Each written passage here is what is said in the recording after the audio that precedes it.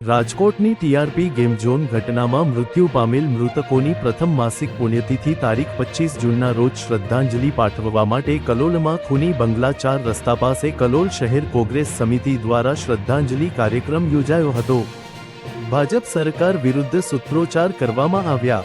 કલોલ શહેર કોંગ્રેસ સમિતિના પ્રમુખ લાલસિંહ ઝાલા, કાર્યકારી પ્રમુખ સતીશ સુત્રિયા, કલોલ નગરપાલિકા વિરોધ પક્ષના નેતા સાદુલ્લા ખાન પઠાણ, દંડક સંજયભાઈ વાઘેલા, યાકુબ ખાન પઠાણ, કરવામાન તથા કલોલ શહેર કોંગ્રેસ સમિતિના કાર્યકરો હાજર રહ્યા હતા અને તારીખ 25 જૂનના દિવસે રાજકોટની ટીઆરપી ગેમ ઝોન ઘટનાના મૃતકોની પ્રથમ માસિક પુણ્યતિથિ માટે કેન્ડલ આવી મૌન પાડી શ્રદ્ધાંજલિ આપી હતી। બનેલ દુર્ઘટનામાં મૃત્યુ પામેલા દિવંગતોની આત્માને શાંતિ મળે તેવી પ્રાર્થના કરી હતી અને તેમજ ભોગ બનેલા પરિવારને ન્યાય મળે માંગણી કરી હતી। બ્યુરો રિપોર્ટ ભરત ગુપ્તા, પ્રકોપ ન્યૂઝ, કલોલ।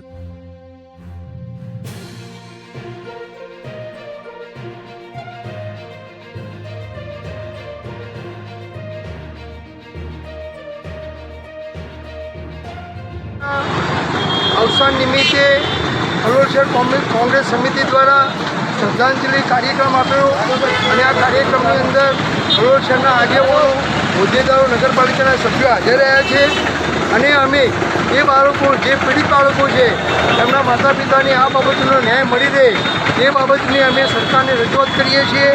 તો આ બાબતનો અમારો જે સંદેશ છે એ સરકાર સુધી પહોંચે અને પરમ કૃપા પ્રદત્તા તમામ બાળકોને ચીર શાંતિ આપે એવી અમે પ્રભુને પ્રાર્થના કરીએ છીએ।